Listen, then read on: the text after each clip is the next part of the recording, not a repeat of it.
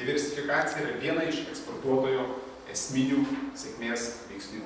Critical success factor. Tai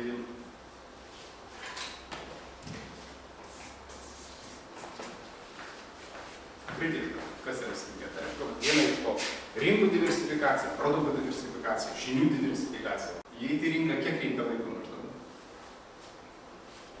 Metus, 2. O eksportas vėlgi tai nėra labdara. Tai yra investicija, kurią reikia multiplikuoti ir atsiimti pinigus. Dėl prisistatymo labai svarbu, būtent dirbant su kitom rinkom, turėkite vėl tą patį mintį, čia vėl aš pasendrinsiu šiek tiek su mūsų garbės konsulu Malmėj.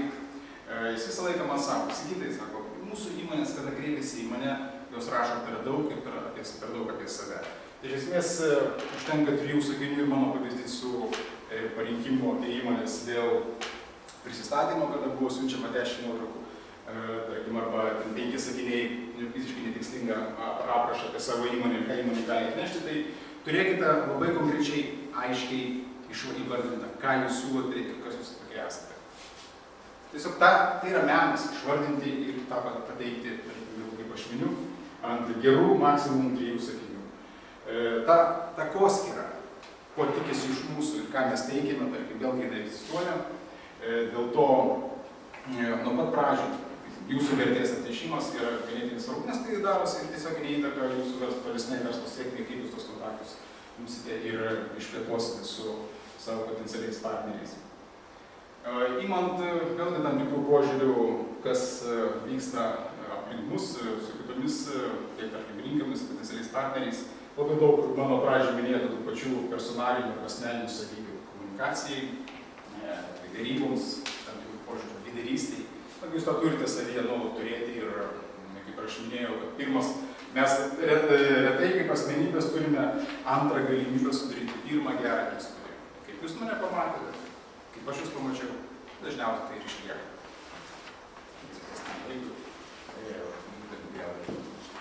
Sėkmės pavyzdžiai. Kaip ir minėjau, eksportas, matote, yra tik viena iš šiuo atžvilgiu 12 galimų tarptautinio verslo formų. Tai nėra vienintelė. Tai gal ir paprasta, mums žinoma, šiek tam tikrų požiūrių deklaruojama dažnai, bet čia matysite, tarkim, tas pats outsourcing, tas veiklos procesų iškėlimas, labai populiaru dabar. Šiai didžiulis investicijos ateina į Lietuvą ir reikalingi centrai paslaugom. Tai, kad vienas arba kitos šalis atsisako tam tikrų paslaugų ir iškelia galbūt jas į žemesnių kaštų šalis. Iš to galima išlošti? Galbūt.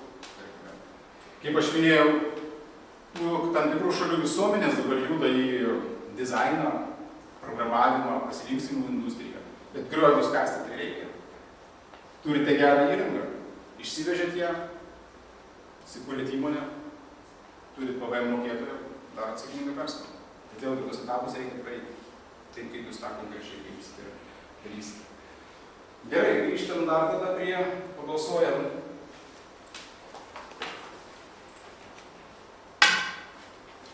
Šiandien šnekam apie eksportą. Kodėl? Ar įsiskaitė? Motyvacijos priemonė, konkurencingumo augimas, prieiga prie rinkų,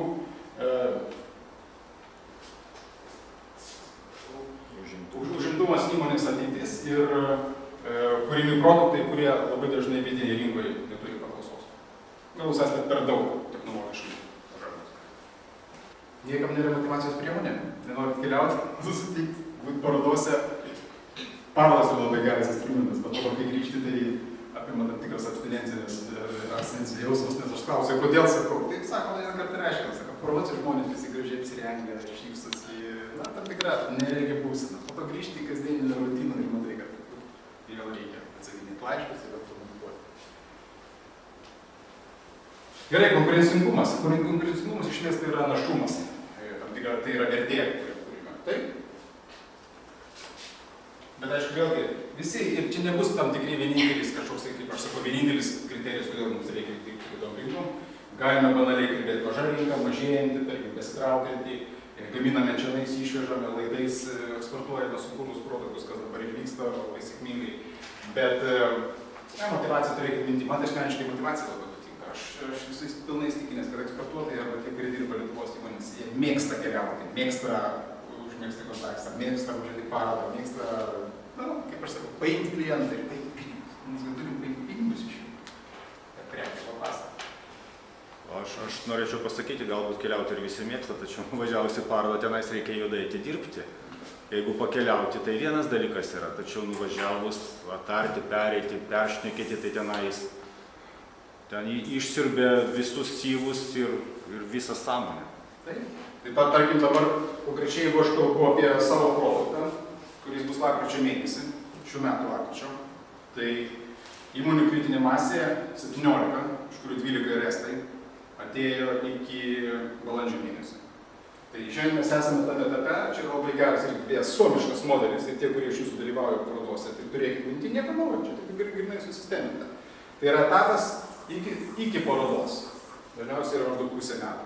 Ką jūs darote?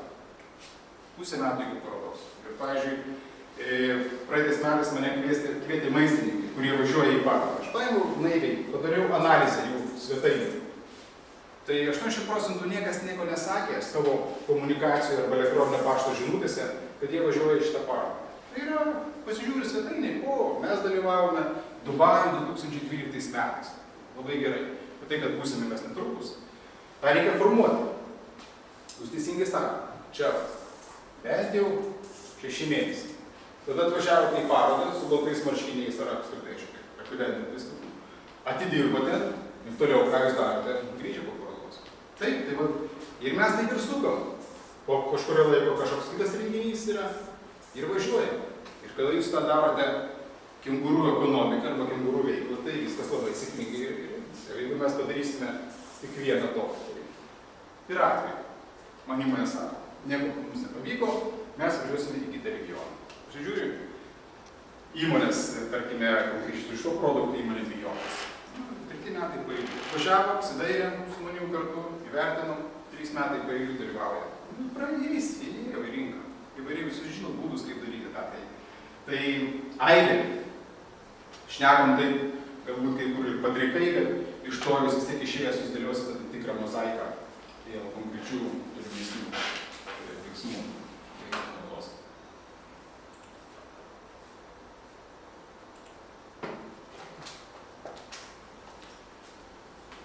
Tai vėlgi internacionalizacijos procesas dažniausiai pradeda.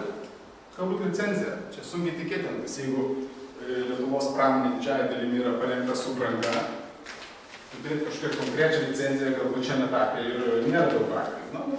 Eksportas per agentą, tiesioginis, vietinis pagavimas kažkur kitos. Tai augimo galima viena iš teorijų. Vėlgi, tokia svarbesnių ir žinomų yra Upsalos internacionalizacijos modelis. Jie teigia, kad tai yra nuolatinis mokymosi procesas. Švedų išrastas. Mes įsipareigojom, kaip aš minėjau, kad ėjimas į kitą rinką tai nėra labdara. Tai yra investicija, iš kuri turi atsitikti. Ir kaip jūs sakėte, metai 2, tai Kaune vedžiau vieną kartą seminarą, man viena įmonė sako 5 metai. Tai tiesiog 5 metus reikia nuolat investuoti. Arba aš turiu kitą pavyzdį su įmonė, kuri lygiai taip pat ėjo į rinką 4 metai. Na, bet kaip aš sakau, per tą rinkodarinę veiklą, ieškojo kontaktų, susitinkė. Bet mes nepažiūrėjom, arba jie nepažiūrėjo, kokie yra techniniai reikalavimai. Tai yra šnekam apie kontaktą, bet ar mes turime diplomą ar sertifikatą tam produktui arba pakuotėjai. Tai kas tai atsako? Kas atsakys mums į tokius klausimus? Rinkos tyrimas. Tai tas buvimas rinkodarinėme etape arba pardavimo etape, jis visą laiką kiekviena įmonė yra skirtingas. Aišku, mes norėtume jį sutrumpinti, bet vis tiek be metų, tai aš nėra. Mano trumpiausias patirties faktas, taip iš jūsų įmonių, žinot, yra 8 mėnesiai. Nustatė, per 8 mėnesius įmonė padarė pardavimus. Bet šiaip tai vyruoja nuo 2 iki 5 metų. O produktas koksai buvo? Ten buvo pakuotė, plastikinė pakuotė. Bet irgi taip pat įsivaizduokite, jūs turite pakuotę, reikia pagaminti brėžinius, reikia pagaminti formą, reikia išlieti, išpūsti, tarkim, ir išvežti. Tai konkretus faktai. Tai vėlgi žinios, nuolat reikia mokytis ir tas užsisuka. Kaip tas gauti žinias? Na, vieną aš jau galime įsikito paklausyti. Bet geriausias būdas koks yra. Nuvažiuoti dalykai, pasižiūrėti. Bet nuvažiuoti ne tik tais bendrajam savaitgaliui, kaip, tarkim, keltų nuplaukti, bet nuvažiuoti į renginį, padaryti susitikimus, pamatyti, kaip nesusitinkama yra, tarkim, nes, sakykime, vėlgi, tos pačios parodos, kurios galbūt tam tikrų požiūrį praranda aktualumą, bet žmogus turi pradą žmogiškai, tai vis tiek mes padarom, aš turiu, sėkmės atveju, kada parduodu tam tikrus produktus savo tyrimo atžvilgiu, nematė savo kliento, bet didžiąją dalimi savo klientą vis tiek turiu susitikti, vis tiek turiu matyti. Ir kviečia, pavyzdžiui, atvažiavimui, tai tas 4P, kuris yra klasika, kurį mes žinome, rinkodaros marketingo miksas yra P, dar vienas, tai yra asmeniškas. Tas asmeniškumas, jis kinta labai nuo regiono einant nuo šalies į kitą. Tai jeigu mes paimtume šiaurės šalis, P yra be galo svarbus. Kaip patys šitai sako, čia kaip su tuo kečupo buteliu. Spaudi, neina, tokiais spūstelį praėjai. Tai va, susijina tada į šitą etapą. Ir iš esmės išeiti yra labai sunku, bet tam, kad įeiti, yra labai daug veiksmų. Nes iš jų yra pasitikėjimas jumis, kaip jūs kūrėte reputaciją. Ta reputacija yra kuriama online, lygiai taip pat kuriama offline. Tai yra jūs patikrins ir jūs net neįsivaizduojate, kaip jūs tikrina potencialus partneriai. Tikrina per konkurentus ir tikrina per internetą ir viešas prieigas. Tai yra atliekamas kitos rinkos tas darbas. Dėl to aš labai daug ir kreipiu to dėmesio į tavo pradinį galbūt, nes aš užbėgsiu. Mano modelis, kurį aš naudoju. Tai yra pirmas, susitvarkome informaciją, antras, susitvarkome visą metodinį, metodologinį suvokimą, kaip aš sakau, su galva. Ir trečia, einame prie konkrečių veiksmų. Tai mūsų požiūrį, kuris etapas yra pats populiariausias tarp Lietuvos įmonių. Veiksmų. Mes mėgstam veiksmus. O tai, kad pas mus čia yra ne viskas sutvarkyti ir mes ne visiškai suvokim, kaip tą reikia daryti. Tai mes neturim laiko. Mes turim pasivyti. Iš mūsų akcininkai reikalauja kaip rezultatų. Vadovai reikalauja. Čia, kur aš minėjau, tas, kurį jūs išdavinau palapuką. Praeitą savaitę tas mano straipsnis su tyrimais buvo publikuotas, kadangi aš anksčiau dėsčiau 4 metus VGTU, tai kartu ir akademinė veikla šiek tiek darydavau. Bet ta tyrimų dalis jinai yra labai įdomi. Kaip mano minėta, 450 įmonių apklaustų. Tai labai gražiai čia ir koreliuoja su šitą dalyką. Kad tos mano minėti 3 veiksniai kainodara, nes visą laiką akcininkai norės didesnės vertės, natūralu, bet rinkos sąlygos. Jeigu jūs tą žinote, apkasuosit, nuvažiavę, jums pasako parodoje, kad mes iš jūsų tiek nepirksim. Galim taupti. Antra, kaip komunikuoti. Mes kalbėjome apie metus 2, o man labai dažnai vadybininkai sako, iš mūsų reikalauja rezultato per 2 savaitės. Ir ką? Paimkime vėlgi tą pačią dabar šiaurės šalis. Šiandien mes turime gegužės pabaigą. Jie jau užbaigė visus savo darbus, kurie yra susikaupę nuo kalėdų. Nieko naujo nepadarysite. Ir jums rezultatas yra rugsėjo 2 savaitė. Prašom jums projekciją, kada jūs galite startuoti. Lūkesčiai gali būti. Tai tą reikia žinoti. Tai atsakom į rinkos tyrimas asmeninė patirtis. Tiesiog užbėgant iš akių, konkrečiai mes grįžime prie to. Yra aibė tų veiksnių ir tikrai formų vesti, tarkim, eksportą, netiesioginis, nes tikrai nemažai Lietuvos įmonių dirbo su savo partneriais, kurie išveža, tarkim, būdami Lietuvoje. Yra tiesioginis, kad mes turime savo partnerį jau konkrečiai šalyje, greičiausiai, aišku, čia norima, bet tas tikrai nėra blogas būdas. Kodėl nepasinaudoti kitų kompetencijų? Yra daug tarpininkų, kurie dalyvauja toje grandinėje. Na, licenzija, franšizė, bendros įmonės, įsigijimai, galbūt ne visą laiką tinka mažom įmonėm, bet tų atvejų daugėja. Jeigu aš pasižiūrėčiau tendenciją, tarkim, pagal sektorius, statybininkai Lietuvos labai smarkiai pajudėjo į priekį per pastaruosius 5 metus. Pagavo. Įdomus atvejis. Važiuoju su garbės konsulu Malmėj, žiūrim Vilkikas. sustojam, pašnekam. Generalgovos Lietuvos įmonė, Vilkikas Lietuvos įmonė veža Kaune pagamintus konstrukcijų elementus pastatams statyti. Konstrukcijas veža iš Lietuvos į Švediją. Akmenį, didžiulius gabalinius. Yra rinka. Geras produktas. Tai dėl to tų galimybių atsiranda vis naujų ir, tarkime, viena ar kita darbinių reikia prisitaikyti ir konkrečiai iš to išlošti. Kaip aš sakau dabar, akmenį, tarkim, statybos darbai, didžiulė paklausa. Tie, kurie sėkmingai užeina. Ir aišku, greta, kurie lydi įmonės, tarkim, kurie prisišlėja prie to, nes tos įmonės vienas ne visada gali. Na, o sakykite, iš jūsų patirties, ar negreitesnis kelias yra samdyti vietinius, sakykime, kažkokias tai įmonės, konsultantus, kurie tenais padėtų įsiskverbti tą rinką? Ar ne, kad patiems, sakykime, daryti rinkos tyrimus ir iš Lietuvos patys, sakykime, kaip lietuviai ir gal greitesnis kelias gaunasi? Čia kaip aš sakau. Aišku, brangesnis jisai galbūt yra, bet... Anksčiau ir vėliau tą veiklą turėsite padaryti jūs. Jūs. Ne aš. Bet jūs kokiai. Tarkim, kai lygiai taip pat kaip ir man reikia prieiti, bet aš turiu šitą produktėlį, man užteko 2 mėnesių. Nuvažiavau į Malmę, susėdom prie stalo, pasižiūrėjom vienas kitam į akis, po 2 mėnesių gavau agento sutartį, pasirašėm, tas sutartis jau 3 metai eina. Buvo konkurentų, kurie norėjo mane išmušti, mane apšoka labai dažnai, tai yra ypač būdinga Rytų Europai, bet vis tiek mane Britai sugrąžina atgal pas mane, nesvarbu, kad jie žino, tai tokia yra specifika. Panašiai aš elgiausi su švedais, 2 metai fiasko, nieko nepavyko. Ir čia susidūrėm su tuo, kad galėjau aš paimti kažką iš pašalies. Tarkime, ta rinka aš kadangi žinojau, pats tą dariau. Tai yra, čianais, sakykime, tokių atžvilgių, kada, kaip aš miniu, kad anksčiau ir vėliau reikės padaryti patiems, per šitą etapą praeiti. Čia yra jūsų vaidmuo. Čia jūs galite padaryti intervenciją. Čia aš, vėlgi esu rinkodaros etape, aš susitinku su švedais, tarkime, arba su danais, bet iš esmės dažnai aš sėdžiu statistų prie stalo, nes mano įmonė atvesta iš Lietuvos, daro tiesioginį verslą su. Ir mano užduotis arba tikslas yra, kad jie šitą etapą būtų praėję. Tiesiog, kad būtų 2 dalykus.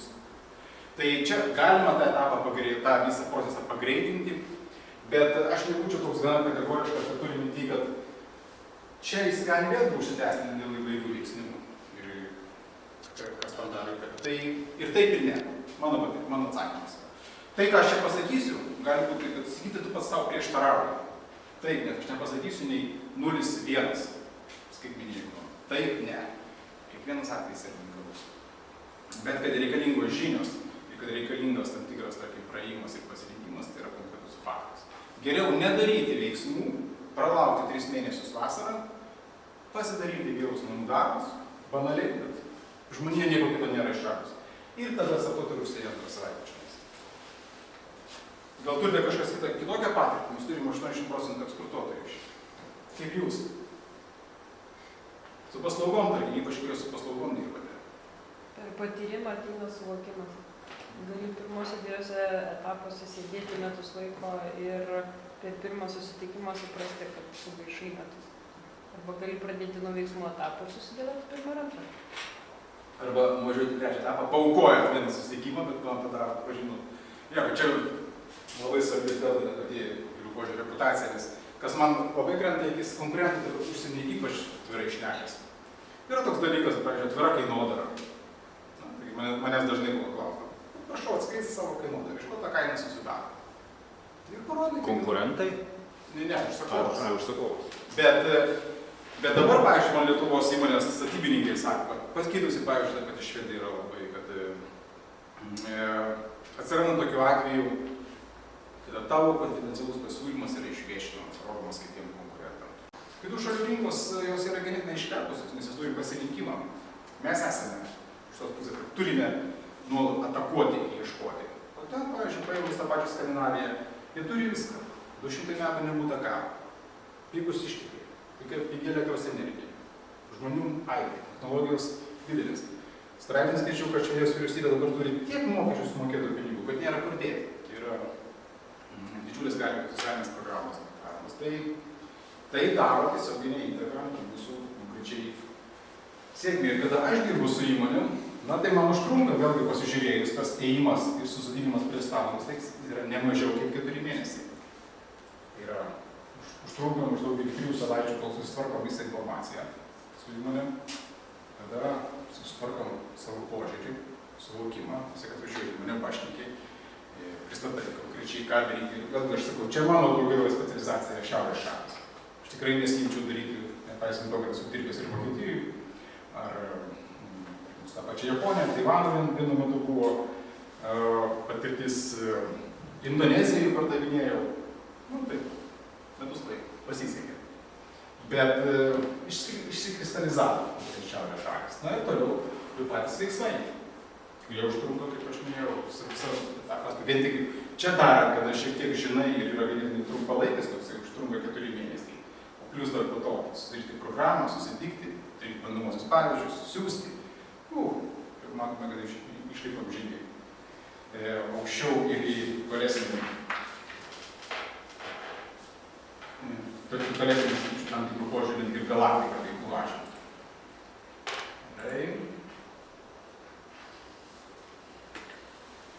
Kokias jūs formas naudojate? Eksportą. Čia yra, atsiprašau, kad nelabai gerai matosi. Pirmas yra, kažkam išdavė licenzijas, antrą dirbate per agentą distributorių, trečias turite savo pardavimo atstovus arba atstovybės. Iš esmės, ketvirtas yra netiesioginis, tai yra naudojate per tarpininką Lietuvoje, bendrą įmonę esate įsteigę ir paskutinis yra įmonė įsigyta užsienyje. Tai kažko kartosiu dar. Pirmas licenzija, antras per agentą distributorių, trečias savo atstovybė arba atstovai, netiesioginis eksportas, bendra įmonė įsteigta ir įmonės kažkas įsigijo įmonė užsienyje. Čia vedu prie to, kad visgi jūs iškristalizuojate taip pat irgi, kaip nueiti iki kliento, kaip paduoti produktą į tą konkrečią rinką. Kas yra jūsų klientas? Šitarkime, galime turėti vieną strategiją Lietuvoje, bet jinai bus visiškai kitokia užsienio rinko atžvilgiu. Ir tam turiu požiūrį, kad pasitelkus distributorių, tai yra dalinai ir galutinio vartojimo prekės, bet partneris yra neišvengiamas vėlgi sėkmės veiksnys užsienio rinko, greta diversifikacijos kartu. Bet informatyvu, nes tada, aišku, per savo savybės natūralu, tai yra kaštai, bet čia aš galiu pasakyti, kad tie, kurie dirbate paslaugų sektoriuje, greičiausiai jums teiks steigti savo įmonę arba atstovybę. Nes paslaugos, tarkim, Švedija iš karto susisieja su profsąjungom, su PVM mokėtoju, tai jums padarimas, jeigu jūs esate prekių gamyboje, tai įmonė steigimas toks ganėtinai yra su klausimu ar verta. Galima pilnai sėkmingai dirbti per distributorius. Bet jeigu jūs būsite paslaugų teikime, tai įmonė iš karto reikia steigti. Na ir po to įsivelia aibė kitų dalykų, tarkim, konkrečiai profsąjungų veiklą. Labai svarbu ir greta to gali būti, kad išeinama iš profsąjungų, bet tampama asociacijų narių. Dėl to aš antroji skaidrį pabrėžiau, tas buvimas tam tikrame tinkle asociacijose, tinklavime, profsąjungų yra neišvengiamas dalykas. Vėlgi tai yra tam tikras rinkos komponento svarbus veiksnys. Nes yra Lietuvos elektrikai, kurie dirba, tarkim, kitose rinkose, tai jie išeina iš profsąjungos, tampa asociacijų nariais, bet asociacija užsiima klausimais su profsąjungom. Neįvertinam dažnai, bet tą reikia žinoti. Jeigu jūs nueisite į šią vietą, tai bus neišvengiamai tą klausimą reikia spręsti.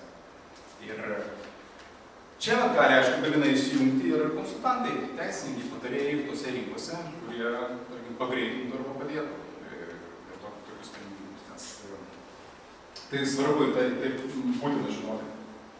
Bet tai steigiat atstovybę vis tiek ten turbūt vos ne visi darbuotojai bus, sakykime, švedai, dalis lietuvių, ne? Na dabar, antiek yra, aš pats buvau registruotas Švedijos mokesčių sistemai gerus 2 metus. Ar man atrodo, nėra iš manęs išregistravę. Aš sakau, aš būsiu atstovas, atvažiuosiu kas nuo karto, gerai, sako, surašyk, prašau, laiką. Bet aš sakau, o kam reikia, sakau, šitą, nes aš pajamų, sakau, Švedijoje negausiu. Tu, sako, rodysi, kad tavo verslas vyksta skaidriai, tu dirbi pagal mūsų įstatymus. Tai yra įsivelia visiškai kiti veiksniai, kuriuos aš pats net negalvoju, kad tai gali būti. Tai per turi minty, jie ir ateidavo deklaraciją, aš tur nulis. Sudedu, išsiunčiu, viskas gerai, jie užskaito. Tai toks požiūris, būtent tu darai viską skaitai, tu darai. Tai vieną kartą klausiau pranešimą Stokholme, na ir ten buvo šnekama 3 Baltijos šalis palygintos korupcijos atžvilgiu. Aš nuvažiavau į Daniją, padariau panašų pristatymą ir irgi paminėjau žodį korupcija. Tai buvo mano klaida, nes pavyzdžiui, tose šalyse kalbėti apie korupciją kaip tokią negalima, nes tai neegzistuoja, tai nėra. Na, buvo, tikrai aš mačiau veidus tų 5 įmonių, kurios stovėjo už stalo, sėdėjo už stalo ir, tarkim, tai vėlgi, kaip aš sakau, negali kopijuoti, copy-paste daryti iš vienos šalies į kitą, nors tai jos yra greta kaimynės ir labai daug turi kopijų. Ne, kiekviena šalis yra unikaliai. Čia dabar pamatai tą, kai tokių veiksmų ir tokių temų yra labai daug. Migracija, tarkim, lyčių lygybė, kur mes ateiname iš kitos kultūrinės terpės ir nežinodami to, galime įsivertinti tam tikrus rizikos veiksnius, kurie darys įtaką mūsų verslui. Nes tai yra neatsiejami dalykai. Dėl to nepasakysiu aš jūsų šiandien vienas arba kitas atsakymas, nebent jūs duotumėt konkretų klausimą, bet keletą raktinių žodžių pasakiau, ko galėtume dabar reikėtų vengti iš tų temų, šnekant greta atvestą. Tai liečia Skandinavijos šalis. Na, aš esu įstikinęs, kad tarkim imigracija, kuri tikrai dabar yra aktuali Europoje, bet yra ir Vokietijoje taip pat ganėtinai įvairiai vertinama. Jūs puikiai matote, kaip tarkim ta pati visuomenė žiūri, tarkim, rinkimų rezultatai, galimi rezultatai, kaip jie keičiasi. Tai mano patarimas geriau vengti tų temų, nes niekad nežinai, kas bus tavo pašnekovas. Ir būtent tos 3 išvardintos mano. Nes kai kada yra, kad netgi ir galbūt netyčia išeina iš kalbos, tai turite tą turėti minty. Mes ateiname, kaip ir minėjau, iš kitos kultūrinės terpės, tai kitaip. Čia lygiai taip pat kaip ir dabar diskusijos dėl, matote, kas vyksta, dėl vakar rezultatų pristatymų iš pasaulio sveikatos organizacijos dėl alkoholio suvartojimo Lietuvos atžvilgiu. Nu, kaip ten bebūtų, tai daro neigiamą įtaką bendram kontekste. Tie palyginimai, jie labai dažnai šalys yra lyginamos, matote, žiūrint. Tarkim, atsverti tą dalyką, tik tais, žinot, savo asmeninę poziciją, tarkim, demonstruoti tai. Nes dovanos, kurios gali būti dalinamos, tarkim, vežant klientai, reikia žinoti tos šalies specifiką. Aš pernai važiavau į Kirgiziją. Na ir man patarė, sako, sakyti, atsivežk pelėdą.